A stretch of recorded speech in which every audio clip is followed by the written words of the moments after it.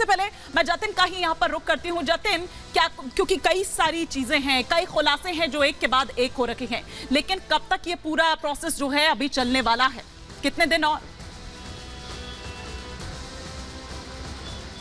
बिल्कुल, एटीएस के एंट्री के बाद तमाम वो कड़ियां अब जुड़ने लगी हैं जिसकी जांच लगातार नोएडा, ग्रेटर नोएडा पुलिस कर रही थी। आज का डेवलपमेंट मैं आपको सबसे पहले बता दूं कि हमने उस होटल मालिक से बात की। उस होटल मालिक ने बताया कि सचिन ने कमरा बुक किया, लेकिन सचिन ने अपनी आइडेंटिटी छिपाई। उसने शिवांक नाम से कमरा बुक किया। तो अब एजेंसियों के सामने सबसे बड़ा सवाल यह कि सचिन ने अपनी आइडेंटिटी क्यों छुपाई। दूसरा सबसे बड़ा पहलू इसमें यह निकला कि सीमा जब नेपाल के उसी होटल में पहुंची थी तो सीमा की एंट्री उस रजिस्टर में नहीं की गई थी। उसकी एंट्री क्यों नहीं की गई थी, यह भी एक जांच का घेरा है। तीसरी सबसे बड़ी बात, जब से हमने सीमा को देखा तो वो उसको हमने हिंदू अटायर में देखा, साड़ी में देखा, लेकिन जब वो सचिन के साथ नेपाल में थी तो जीन्स, टी शर्ट और वेस्टर्न कपड़ों में थी। तो क्या माहौल के हिसाब से सीमा अपना पहनावा भी बदल देती है, ये भी अब जांच एजेंसियों के रडार पर है। और एटीएस की जब हम बात करते हैं तो बीते 2 दिनों में एटीएस ने 18 घंटे तक पूछताछ की है। इस पूछताछ में सीमा के एक फोन का जिक्र किया गया। वो फोन जो बिना सिम के सीमा के पास था और डैमेज था, उस फोन से क्या कुछ डिलीट किया गया, ये फोरेंसिक रिपोर्ट के बाद साफ हो जाएगा।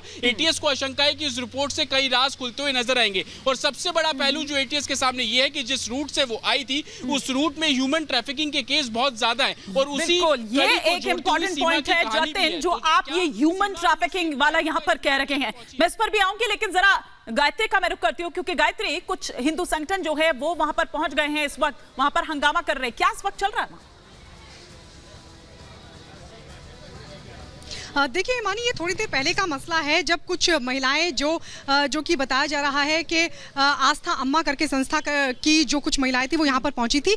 उनका विरोध सीमा हैदर को लेकर था। वो बार बार ये मांग कर रही थी कि सीमा हैदर को पाकिस्तान भेजा जाना चाहिए। उनके हाथों में जो पोस्टर थे, जो बैनर थे, उसके जरिए वो ये कहने की वो सवाल उठा रही थी कि अगर सीमा हैदर इस तरीके से गैर कानूनी तरीके से आराम से दाखिल हो सकते तो फिर हाफिज सईद भी दाखिल हो सकता है। लिहाजा सीमा हैदर को जल्द से जल्द पाकिस्तान भेजा जाना चाहिए। इस विरोध को लेकर, इस मांग को लेकर दरअसल वो जब यहाँ पर पहुंची तो यहाँ जो आसपास के लोग हैं उनकी तरफ से उन महिलाओं को यहाँ से भगा दिया गया, दौड़ा दिया गया, क्योंकि लोग उन महिलाओं का विरोध करते हुए नजर आए और इसलिए उन महिलाओं को यहाँ से लौटना पड़ा।